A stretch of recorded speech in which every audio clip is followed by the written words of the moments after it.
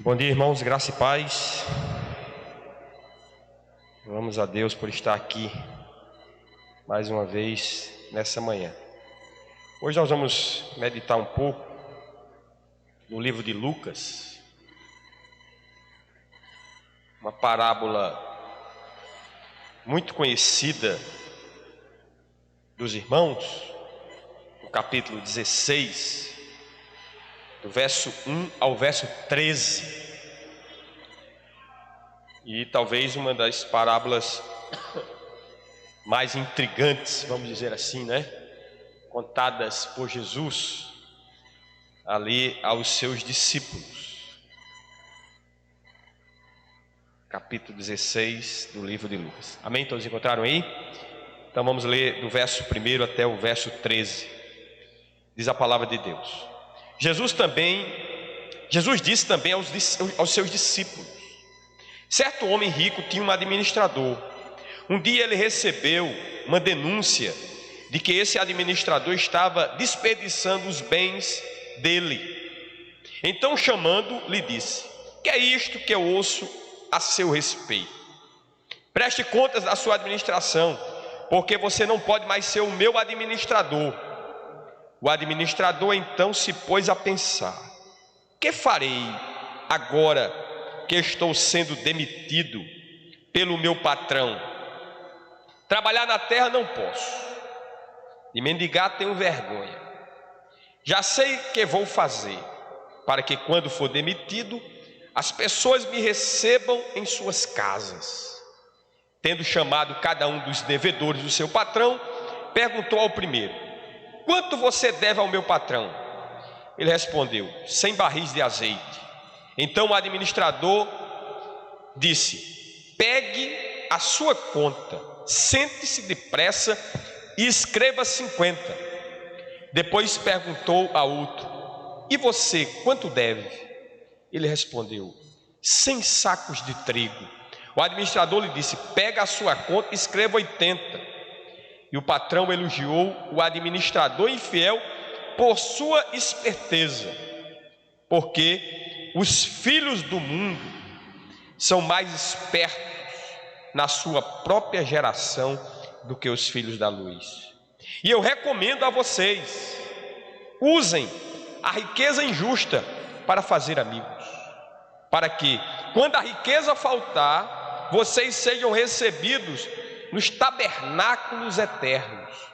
Quem é fiel no pouco também é fiel no muito. Quem é injusto no pouco também é injusto no muito. Portanto, se vocês forem fiéis na aplicação da riqueza injusta, se vocês não forem fiéis na aplicação da riqueza injusta, quem lhes confiará a verdadeira riqueza? Se vocês não são fiéis na aplicação do que é dos outros, quem lhe dará o que é de vocês? Nenhum servo pode servir a dois senhores, porque irá odiar a um e amar o outro, ou irá se dedicar a um e desprezar o outro. Vocês não podem servir a Deus e a riqueza. Amém? Mantenha a sua Bíblia aberta, vamos estar meditando aqui nesse texto um pouquinho, né? Vamos orar. Senhor, obrigado mais essa manhã. Tu nos conceda a graça de estar aqui nesse lugar, depois de uma noite de descanso, de um sono restaurador, depois, ó Deus, de teres colocado o pão na mesa, ter nos dado a veste. Deus, Tu tens sido maravilhoso, misericordioso, Tu tens sido muito gracioso para com as nossas vidas. Quantos irmãos nossos não têm esse mesmo privilégio que nós estamos tendo aqui nessa manhã? Ó Deus, nos faz ser gratos por tudo isso, Senhor. Coloca esse sentimento em nosso coração. É isso que nós te pedimos, no nome de Jesus. Amém. Muito bem, irmãos. Esses dias eu estava conversando com um empresário aqui de Campina Grande, né? Ele não é evangélico, né? E eu falava um pouco dessa parábola, né? Eu já estava pensando nela, né? Meditando um pouquinho, né? E aproveitando a oportunidade ali para apresentar um pouco do Evangelho do Senhor Jesus àquele homem, né? Que né, na sua geração, como diz o texto aqui que nós lemos nessa manhã, é um cara super diligente, né? E eu falava para ele que eu pensava assim no passado também, né? Porque eu sou filho de um bodegueiro, né? Meu pai tinha uma mercearia ali na rua Santo Antônio, número 564. Eu nasci ali. Severino está por aí? Não. Tá ali, conheceu muito bem, que era vendedor da Pilar, né? Lá atrás. Conhece um pouco da minha história, né?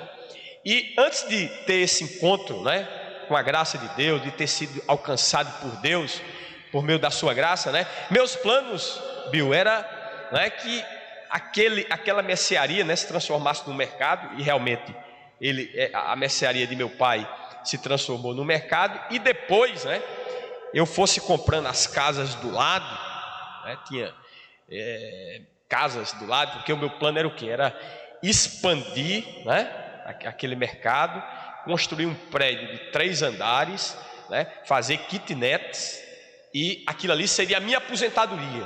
Quando eu chegasse na idade que talvez eu estou hoje, né, batendo a porta de 50 anos aí, eu pudesse, esses eram meus planos, né, descansar e desfrutar um pouco. Então, se eu talvez tivesse continuado, né, naquela visão, naquela perspectiva, talvez estivesse nessa situação hoje, né, bem, né, eu diria, abastecido financeiramente, evidentemente, né, talvez longe da graça de Deus. Esse era o meu plano, né? E nisso eu trabalhava de domingo a domingo, né? Abria o meu mercado de 6 da manhã e até às 10 da noite, de domingo a domingo. Não tinha férias, não tinha feriado, não tinha nada. Era aquela coisa, muitas vezes, né, do mundão, né, saía para curtir no sábado à noite, chegava embriagado na madrugada em casa, mas 6 horas da manhã, eu lembro disso, né? Às vezes vomitando de ressaca, aquela coisa toda. Quem viveu já esse drama aí sabe muito bem do que eu estou falando, mas impreterivelmente eu estava lá 6 horas da manhã, abrindo, né? Muitas vezes da cor de, sei lá, a cor da camisa daquela irmã ali, bem amarelo, só vivo, né? Mas estava ali, diligentemente, determinadamente. Por quê? Porque eu tinha um alvo, eu tinha um objetivo, né? Eu queria, né, conquistar aquilo ali. E terminei mesmo, né? Que 2 anos depois que eu comprei esse mercado, eu comprei 2 casas do lado, né? Isso aí em 94. E meu plano era comprar mais 2, né? Porque meu plano era o quê? Fazer um mercado, uma padaria, um material de construção e uma farmácia. Estou contando um pouquinho aqui da minha história para contextualizar, né? E eu falava isso para aquele homem, né, sexta-feira, né? E os olhos dele eu senti que ficou marejado, né? Por quê? Porque é isso que essas pessoas buscam. E eles são, né? E Jesus, falando aqui essa parábola, ele analisou esse contexto que não é diferente de hoje, de 2000 anos atrás, né? O mesmo sentimento que há no coração do homem sem Deus, né? De trabalhar nesse mundo como se não fosse morrer. Mas a questão aqui, né, é que Jesus está falando isso para os seus discípulos. Perceba bem, né, no versículo 1, quando ele diz, Jesus disse também aos seus discípulos. Jesus contou essa parábola aqui para comunicar uma verdade, né, para trazer uma lição, um princípio ao seu povo. Porque muitas vezes eu conheço muito crente abastado, irmãos, mas que está na mesma visão que está aquele homem que eu conversei na sexta-feira, que não conhece o Evangelho. Não muda uma vírgula, está buscando do mesmo jeito construir um patrimônio aqui nesse mundo. Às vezes não vai nem desfrutar, né, porque não tem tempo. Tem que trabalhar, tem que estar ali, né? Como diz o Matuto, tucaiano, né? Como diz o ditado aí, que não sei se é o boi, é o porco que só engorda com o olho do dono. É algo parecido assim, pastor? Com o olho do dono, né? Não há paz, não há sossego na vida dessas pessoas. Irmãos, ter bem, ser abastado não é pecado, não. A questão não é essa, né? A questão é que o nosso coração não pode estar, né, não pode transformar essas coisas no nosso ídolo, no nosso Deus. Essa é a questão. E muitas vezes é o que acontece geralmente. Não são pessoas desprendidas, não são pessoas liberais. Eu conversando, há evidentes exceções, né? Até no nosso meio há exceções. Eu conversava com um pastor há muitos anos atrás, né? E ele era sustentado por um empresário lá de Manaus. Isso, sei lá, quase 20 anos, não é 20 anos, mas eu acho que uns 15 anos atrás era muito dinheiro. E ele me dizia que esse empresário, ele gastava por ano 4 milhões de reais. Isso há 15 anos atrás é muito dinheiro. Imagina quanto era um salário mínimo há 15 anos atrás, quanto era um carro popular há 15 anos atrás. Você faz essa continha aí, né? É só ir lá no Google que você vai saber quanto esse homem investia por ano. E ele me disse que ele sustentava 200 pastores, 180 seminaristas. Eu digo, esse cara entendeu, né? Está pensando nessa parábola esses dias. Esse cara entendeu, né, o que é essa lição que Jesus trouxe aqui nesse texto, de das riquezas injustas fazer amigos. Então esse cara, ele está entendendo isso, mas são poucos. E nós temos que ter muito cuidado, porque esse mundo é muito sedutor, né? E muitas vezes a gente está em busca, né, de conquistar essas coisas para nos deleitar, né, para satisfazer os nossos deleites e prazeres. Então a primeira coisa aqui no verso 1 é que Jesus está falando aos seus discípulos, e ele está querendo ensinar algo importante, né, ao seu povo. Em primeiro lugar, que nós somos mordomos, administradores. Tudo que nós temos, inclusive, ele vai dizer aqui, né, no verso 12 desse mesmo capítulo aqui, quando ele diz: se vocês não são fiéis na aplicação do que é dos outros, quem lhe dará o que é de vocês? Então, irmãos, no frigir dos ovos, tudo que nós possuímos em termos de bens não é nosso. Nós somos apenas um mero mordomo, um mero administrador, né? A gente bate no posto, isso aqui é meu carro, é minha casa. Não é seu, né? Você está ali, né? Como diz, mais uma vez eu vou falar essa expressão, você está apenas tucaiando, você está apenas vigiando. Porque daqui a pouco, né, quando a sua mordomia encerrar, e ela vai encerrar, né? Se Jesus não voltar, a nossa mordomia, a nossa administração, um dia terá um ponto final, outro vai tomar posse disso, né? E vai continuar essa mordomia, vai continuar essa administração. Então, para que tanto apego a essas coisas? Nós temos é que zelar e administrar bem essas coisas, e como nós vamos ver aqui, e que essa administração seja para a glória de Deus. Então, espera-se de quê? De um administrador? Que ele seja zeloso e fiel. É isso. Isso é muito valorizado hoje, né? Nas empresas, no mundo corporativo, alguém que é zeloso, alguém que é fiel, alguém que é dedicado, alguém que é diligente, alguém que é determinado, né? As empresas, né, buscam isso aí e pagam a preço de ouro. Alguém que é competente, né? Isso é muito valorizado no mundo corporativo, e é muito valorizado pelo Senhor de todo o universo, pelo Senhor de toda a terra, né? Mas esse homem aqui, né, ele não foi encontrado dessa forma. No verso 2, eu queria que os irmãos acompanhassem aqui, vamos ler aqui, diz, no verso 1 está claro aqui que esse administrador, ele era um administrador infiel, e o próprio texto diz que ele estava desperdiçando os bens do seu senhor. E no verso 2 ele diz aqui: então chamando-lhe disse: que é isso que eu ouço a teu respeito? Presta contas da sua administração, porque você não pode ser mais o meu administrador. Então aqui o ensinamento que fica é o quê? Né? Que vai haver um dia uma prestação de contas, que vai haver um dia o término, né, da nossa mordomia e da nossa administração. Ou seja, a nossa administração um dia ela terá fim, e um dia nós teremos que prestar contas dela. Irmãos, não se iluda, nós somos salvos, né? Nós não estamos buscando agradar a Deus para ser salvo, entenda, né? Isso é muito impregnado na nossa mente. Por quê? Porque a cultura religiosa que está aí fora prega isso, que você tem que fazer alguma coisa a Deus, você tem que fazer alguma coisa para agradar a Deus. No frigir dos ovos, o mundo pensa que a sua salvação vai ser por meio dos seus méritos, mas não é isso. O crente que entendeu o que é o Evangelho, não é? O que é a graça de Deus, que ele é salvo não pelos seus méritos, mas por causa da obra de Cristo na cruz do Calvário, que nos transmitiu essa graça e agora nos tornou aceitáveis diante de Deus. A boa administração, né, é para expressar apenas o quê?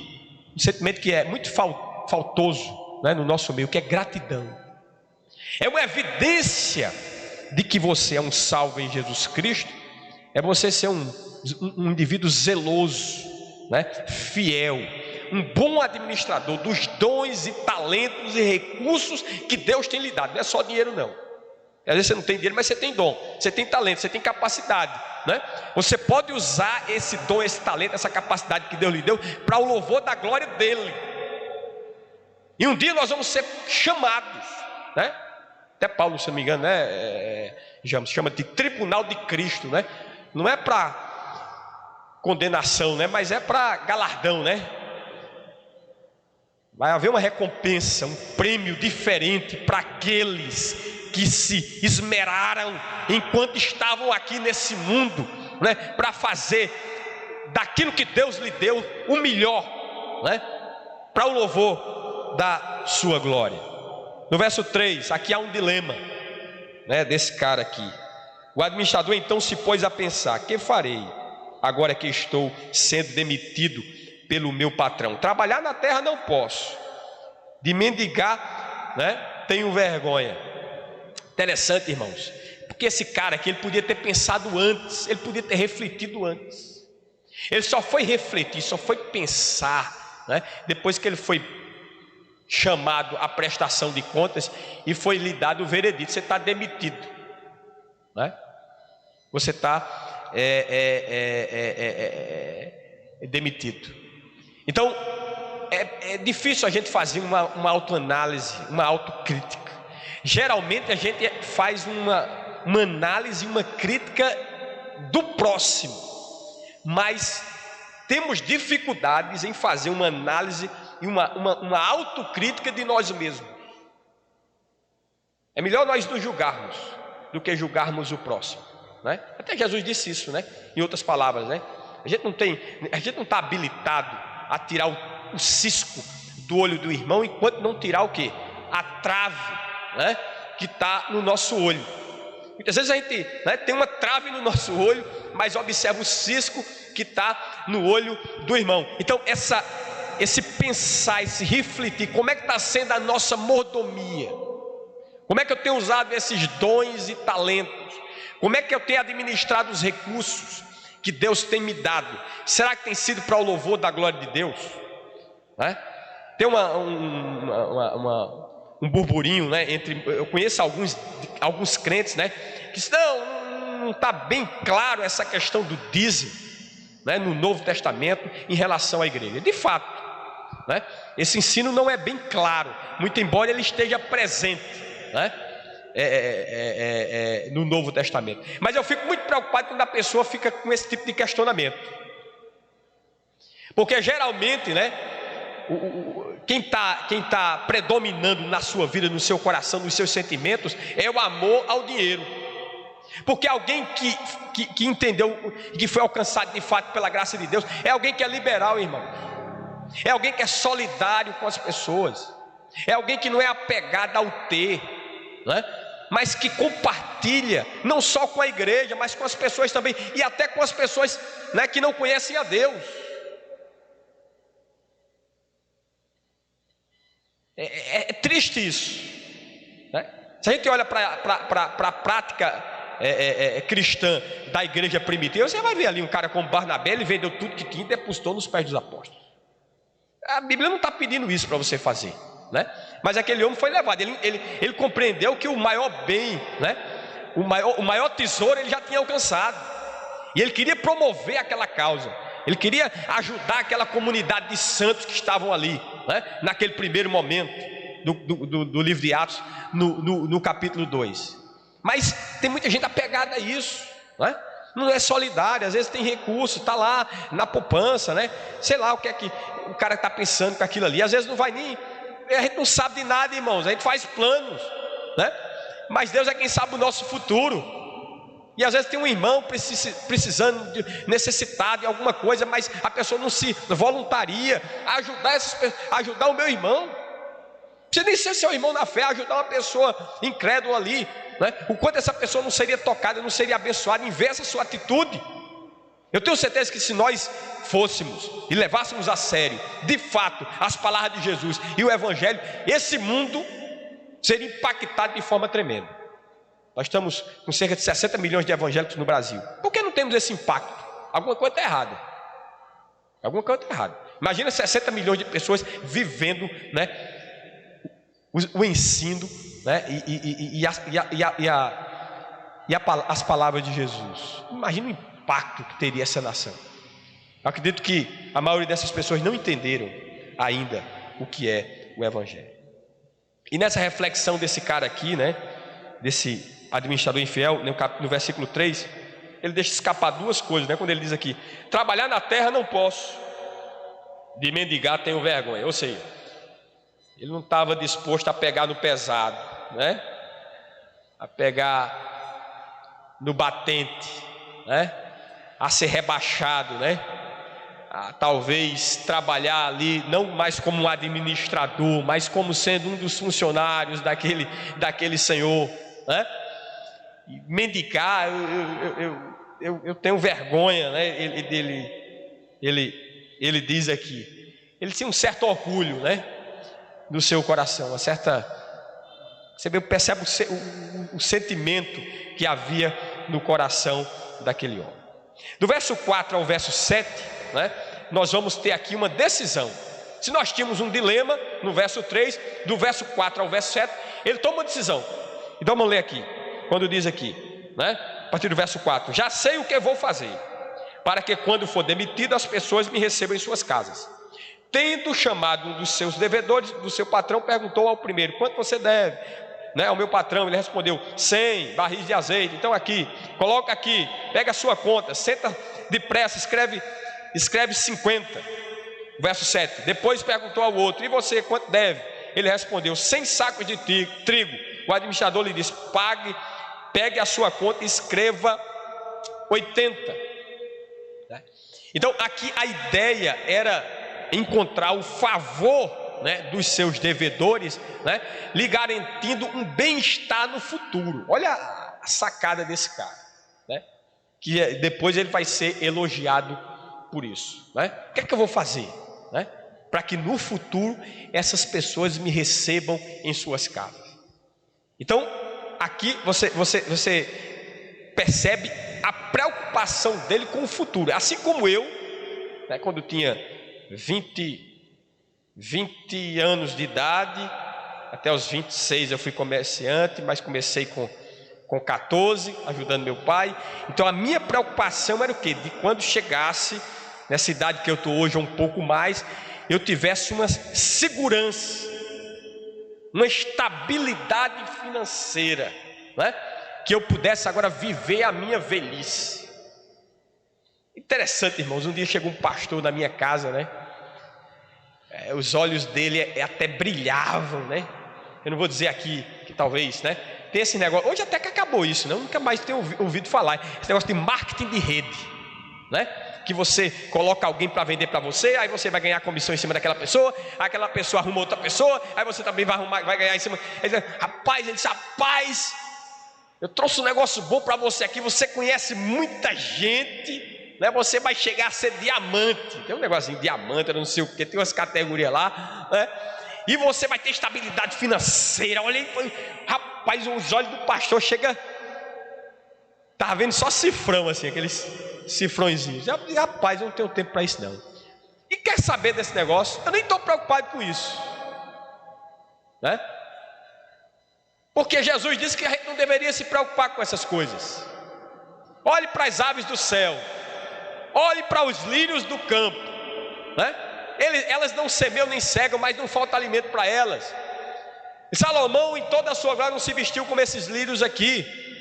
Buscai em primeiro lugar o reino de Deus e a sua justiça, e estas coisas, ele está falando do pão e da veste, ele não está falando de, né? Pensa que é muita coisa, mas meu irmão, sejamos sinceros, a gente quer desfrutar do melhor dessa terra, e depois ir morar no céu, não é verdade? Vamos ser sinceros, essa é uma verdade. A gente não quer passar aperto desse mundo aqui não, privação, dificuldade, né? Tribulação, não, a gente quer passar por esse mundo da melhor maneira possível, e se possível viver até uns 90 anos e morrer dormindo. Oh, que maravilha! E acordar no seio de Abraão, no paraíso celestial. Isso é o que a gente quer. É por isso que esse apelo que muitas igrejas têm feito e têm distorcido a palavra tem alcançado e conquistado tanta gente, irmão. São multidões. Quem é que não quer isso? E aí você quer também. Muito embora a gente saiba que isso é falácia, é um discurso enganoso, isso é propaganda enganosa. Mas é isso o que de fato nós queremos, e é isso que o mundo busca, né? Que é isso. É o que o texto aqui é o que o texto está dizendo aqui, basicamente nesses versos 4 até o verso 7, né? Interessante que ele foi chamado para sua prestação de conta porque estava agindo de forma desonesta. E de forma desonesta ele continua também a proceder. Porque chega lá, o cara está devendo 100 barris de azeite. O cara diz aqui, bota aqui 50, meu amigo. Olha aí, estou sendo bom com você, hein? Se lembre de mim, né? Se lembre de mim, outras palavras. Você está devendo aqui 100 barris 100 sacos de trigo, coloca aqui 80. Puxa vida, né? Estava resolvendo, inclusive, né? Ele estava ali colocando em ordem, porque ele estava entregando a sua administração. Então a Bíblia diz aqui que ele só procurou 2, né, dos devedores do seu senhor, mas com certeza foram muito mais. A Bíblia quis destacar aqui apenas 2, mas com certeza não só havia 2 devedores do seu patrão, havia muito mais devedores do que esses 2. Então ele estava aqui, né, agindo de forma desonesta, continuava agindo de forma desonesta para garantir o seu futuro. Isso, né, nos ensina que o quanto é difícil você encontrar pessoas de confiança. Janeide foi trabalhar na Vinac. Na época ela era coordenadora de uma escola aqui em Campina Grande. Eu chamei ela porque tinha um cidadão lá que estava surrupiando a Vinac. Eu digo, puxa vida, isso crente de igreja, né? Eu digo, esse cara está surrupiando. Depois eu dei um flagra nele, né? Desmascarei ele. Eu digo, rapaz, isso é possível. Como é difícil esse negócio. Bom, eu confio na minha mulher. Se eu não confiasse na minha mulher, eu não estava casada com ela, né? Então, tu vai pedir demissão lá da escola e tu vem trabalhar aqui comigo, né? Porque não é possível, porque se tu me surrupiar, então tá me traindo, não tem, né? Não é possível, não vai acontecer isso. Então, eu trouxe ela para junto de mim. O quanto é difícil.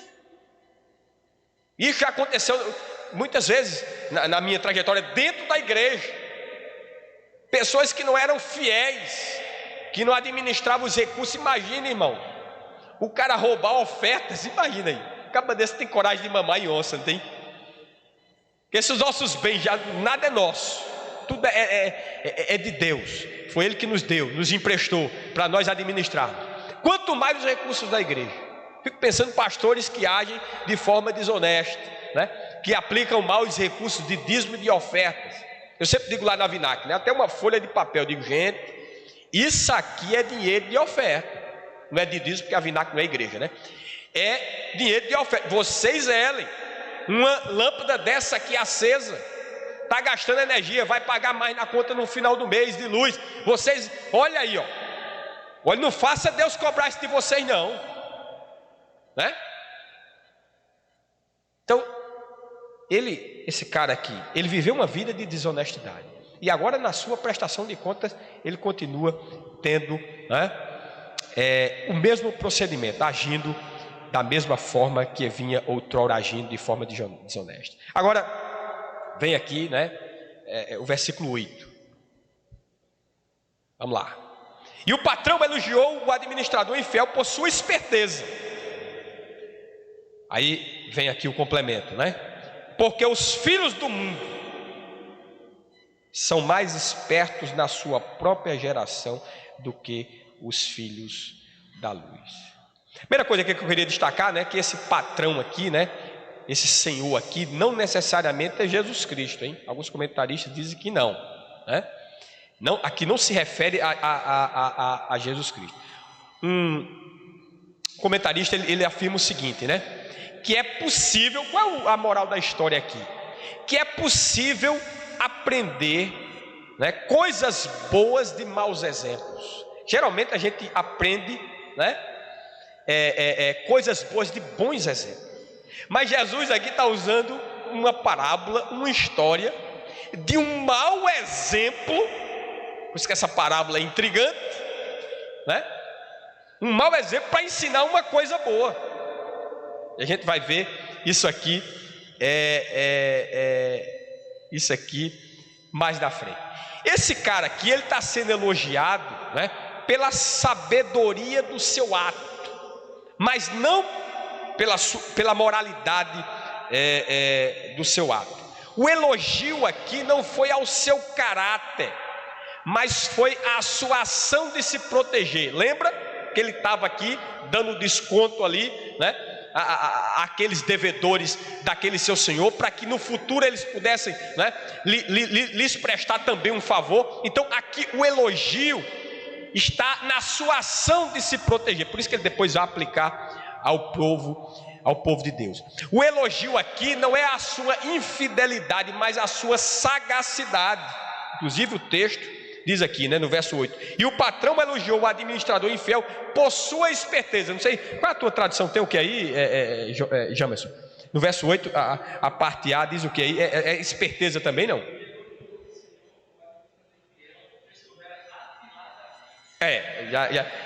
Né? A sua é a mesma, pastor? Aqui, o meu texto aqui começa essa NAA, né? Ele colocou aqui, o administrador por sua esperteza, né? Então o elogio aqui não foi pela sua infidelidade, mas inclusive o próprio versículo diz que chama ele de administrador infiel, mordomo infiel. Então aqui o elogio não está pela sua infidelidade, mas pela sua sagacidade, pela sua forma de agir, né? O elogio aqui não foi a maneira como ele lidou com o dinheiro alheio, né? Mas como ele agiu para preparar a sua segurança futura. Isso aqui é o que está bem claro, né? Ele continuou sendo um mordomo da injustiça, mas a prudência dele foi elogiada, né? Então, isso mostra, como o próprio texto diz aqui, né?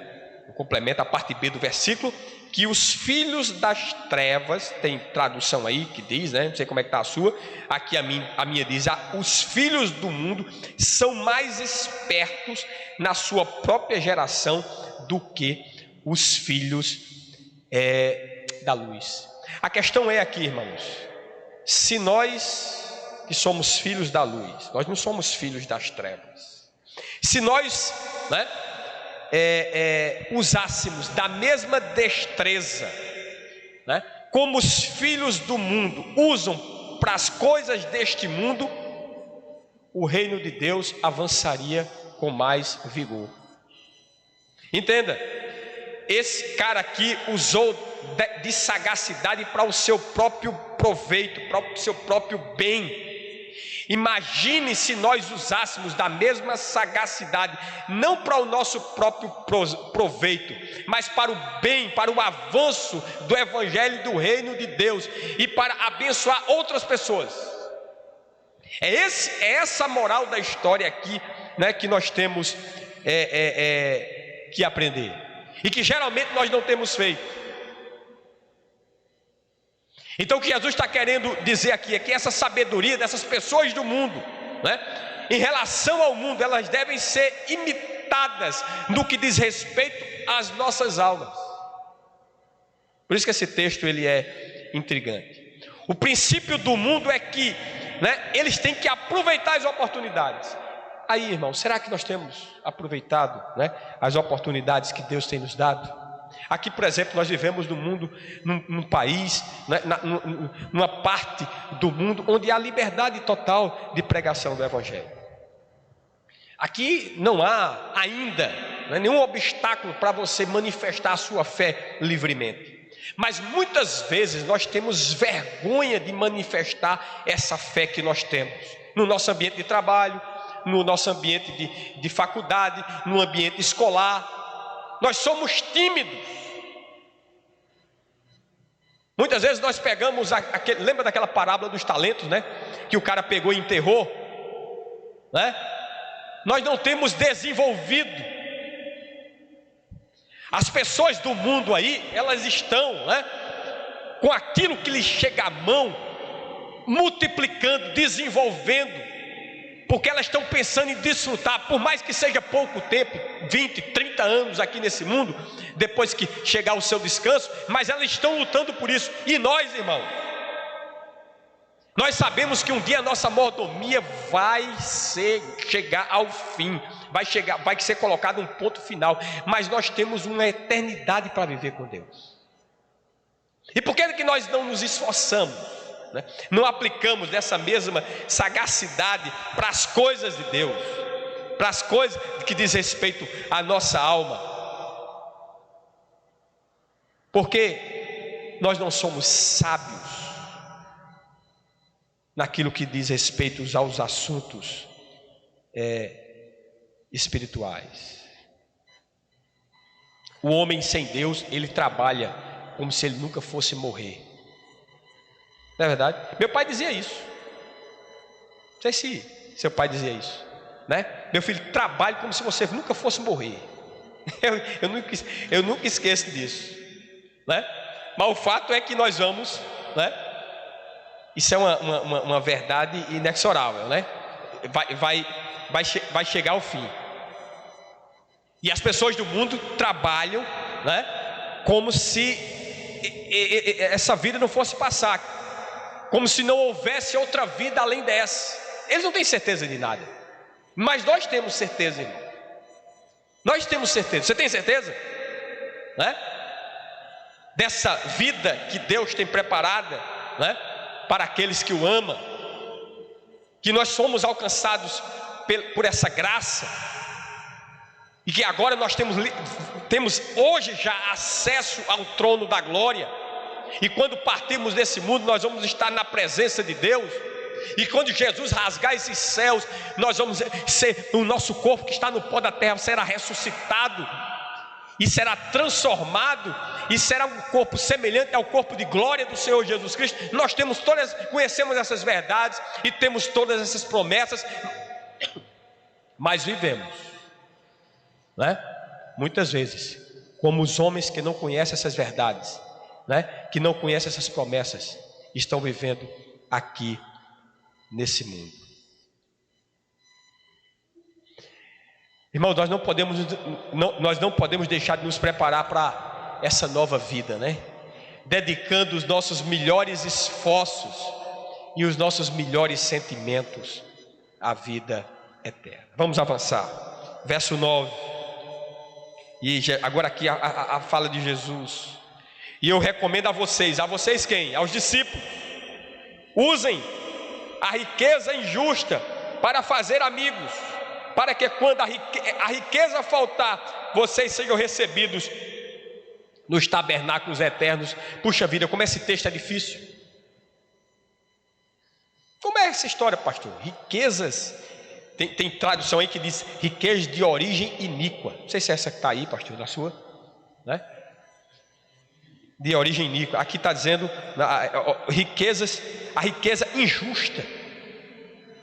Mas pastor, eu tenho trabalhado, eu ganho meu dinheiro honestamente, eu pago imposto de renda, eu não devo a ninguém.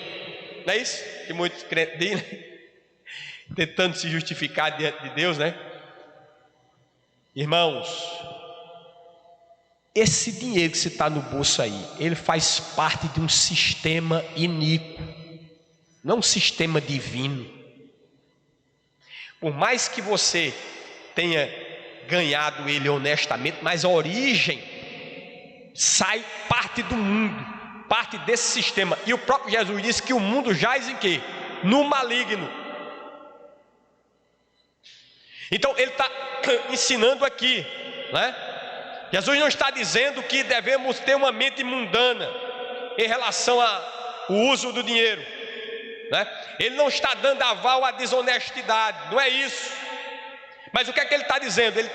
O que é que ele está nos comunicando aqui? É que as riquezas devem estar a serviço do bem e não do mal.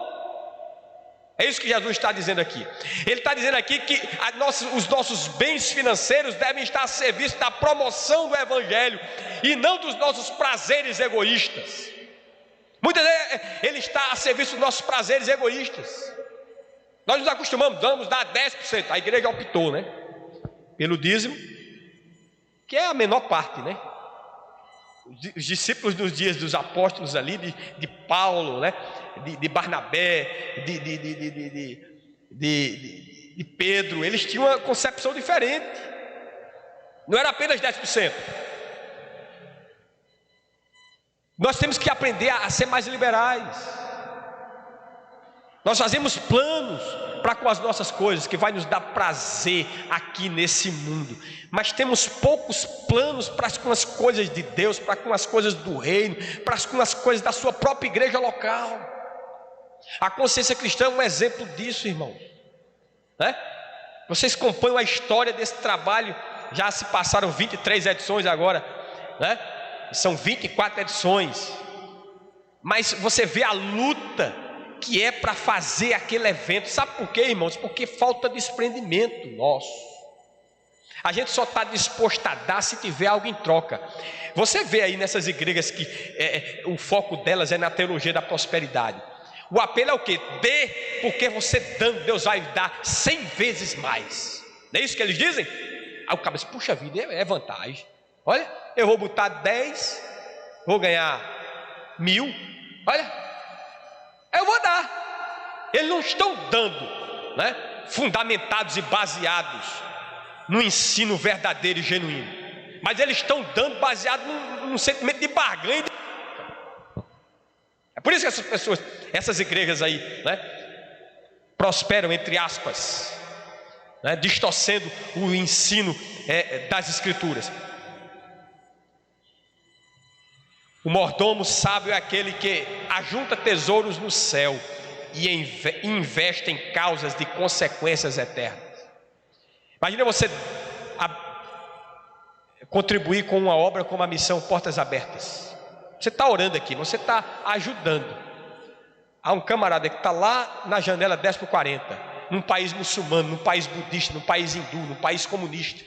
Você não pode chegar lá, mas por meio da sua oração e da sua contribuição você está chegando lá.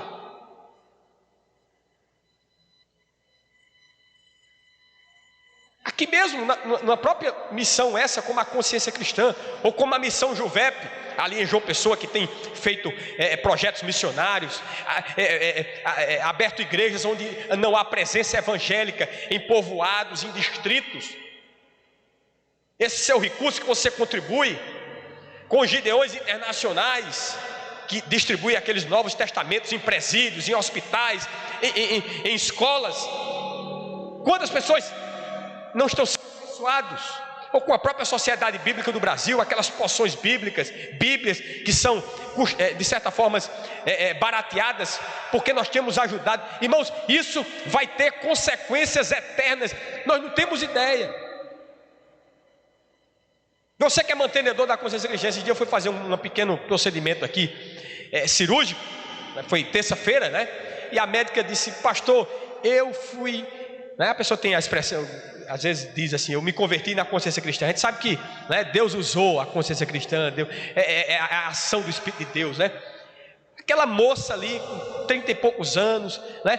Casada já com filhos e tal, na igreja, médica ali, usando seus talentos. Eu digo, meu Deus, tem que, né? Porque a gente se fosse em determinadas igrejas, a gente conta aqui a bênção, irmão, conta o testemunho aqui para tentar angariar mais mantenedor. Eu não vou. A gente tem que ter uma certa ética nessa questão, até para não expor essas pessoas, né?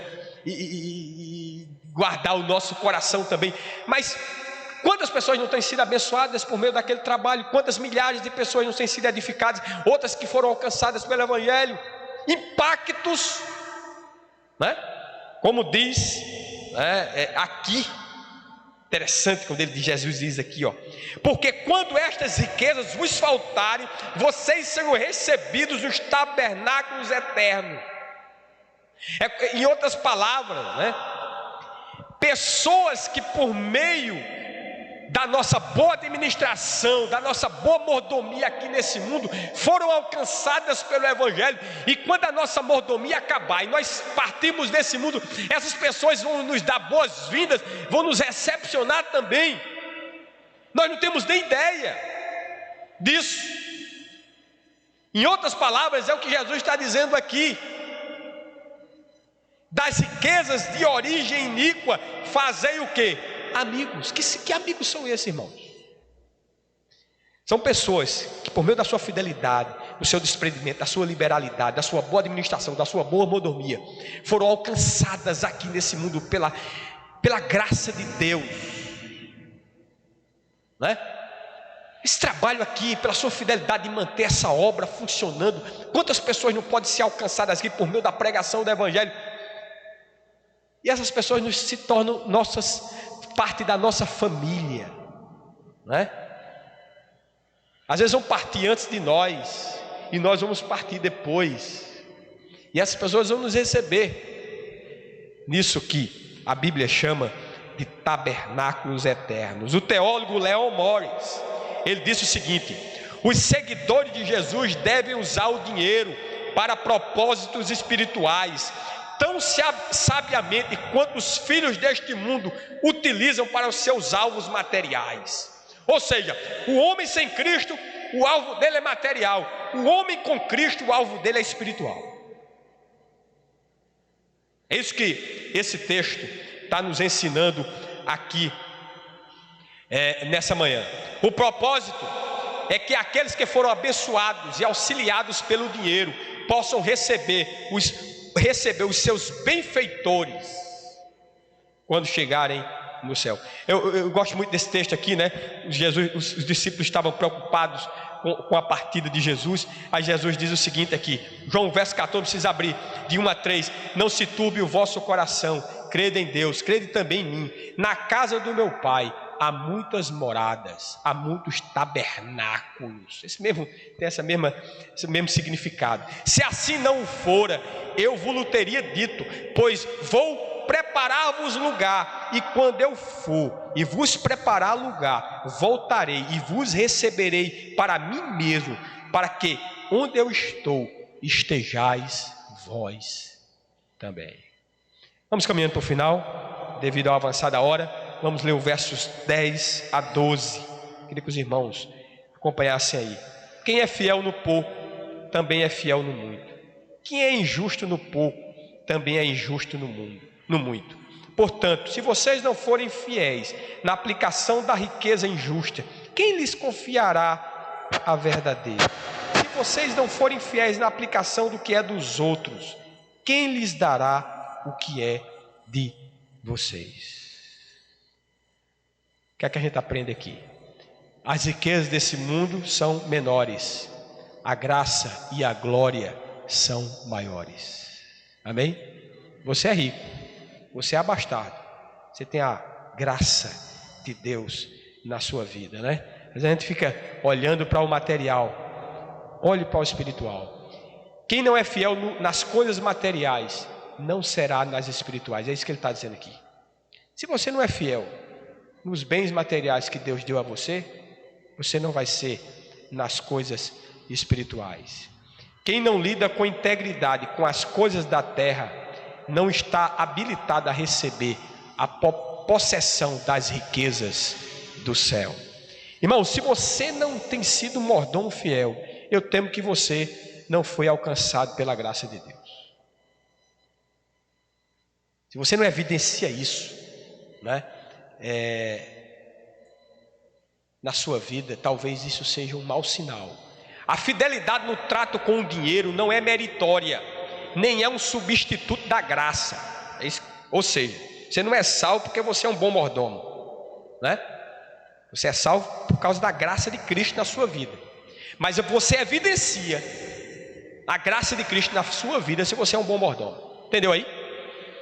Você é um bom mordomo, um bom administrador daquilo que Deus tem lhe dado. Tanto de dons e talentos, né, espirituais, como de bens materiais. Você evidencia que você foi alcançado pela graça de Deus.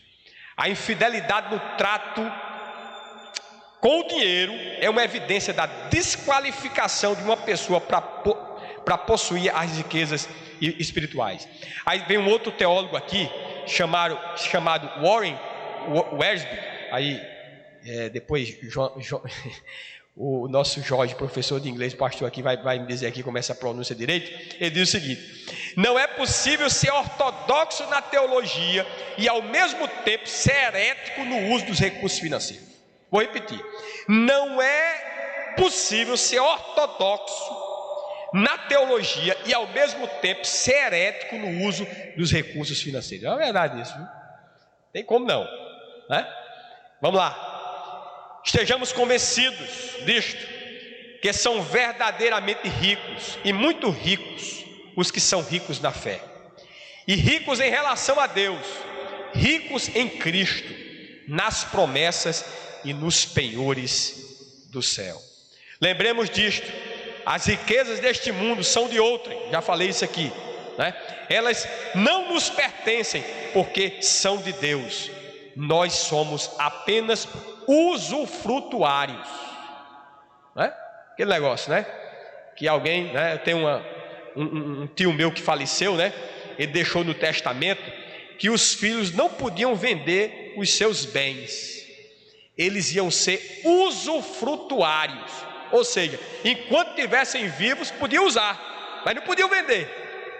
Interessante isso. Essa é a sacada dele. Ele não queria que os bens dele fossem dispersos, né? Você vai ser usufrutuário, você não vai vender não, doutor. Então, do mesmo jeito, nós não somos donos, nós não possuímos os bens que Deus nos deu, nós somos apenas usufrutuários. Então use bem, viu? Use bem, né? Mas as riquezas espirituais e eternas são nossas. Essas são nossas. Essas são nossas. Elas entram na alma e se torna possuída por elas e se tornam inseparáveis, aliás. A graça que Deus te deu, a graça da tua salvação, essa é tua, né? Te pertence, essa ninguém pode tirar, né? O que Jesus disse em outras palavras? Não temeu o que os homens podem fazer, né? Porque eles só podem tocar no corpo, né? Mas na alma, não. Essa pertence a Deus. Então, as verdadeiras riquezas nos pertencem, e essas são espirituais. O teólogo Matthew Henry, ele diz o seguinte: não temos nenhum outro modo de provar que somos servos de Deus, exceto nos entregando tão inteiramente ao seu serviço, como se estivéssemos dedicando a obter riquezas, né? Então, assim como o homem sem Deus, ele se dedica tanto em obter coisas desse mundo, né? Nós que somos de Deus, vamos provar que somos servos de Deus quando nos entregamos inteiramente ao serviço do reino.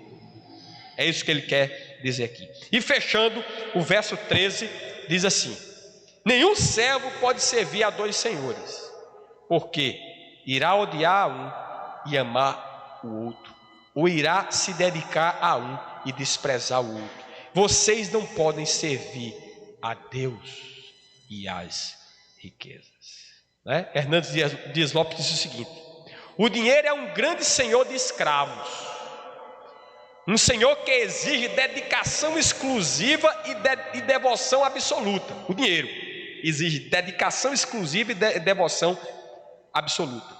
É impossível servir a Deus e as riquezas ao mesmo tempo. Olha que coisa linda. Vou repetir: o dinheiro é um grande senhor de escravos, um senhor que exige dedicação exclusiva e devoção absoluta. É impossível servir a Deus e as riquezas ao mesmo tempo. Um escravo não pode viver debaixo de dois julgos, né? É o que Jesus está dizendo aqui, né? servir a dois senhores, né?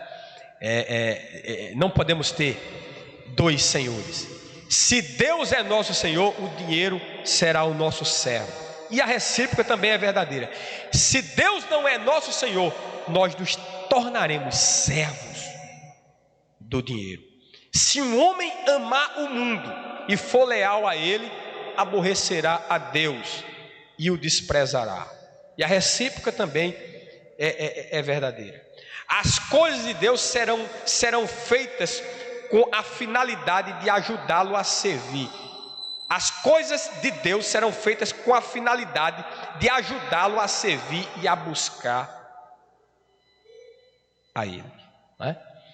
Já o homem cujo Deus é o Senhor, fará com que as riquezas do mundo o ajude a servir melhor a Deus. E eu queria encerrar aqui fazendo duas perguntas. Quem é o seu Senhor? Isso aí é você que vai responder, né? Nossos bens e talentos estão a serviço de quem? Vou encerrar aqui com essas duas perguntas. Quem é o seu Senhor? Primeira pergunta, você responde. Segunda, nossos bens e talentos que nos foram dados estão a serviço de quem? Isso aí é também você que vai responder aí no seu secreto, né, no seu íntimo com o Senhor.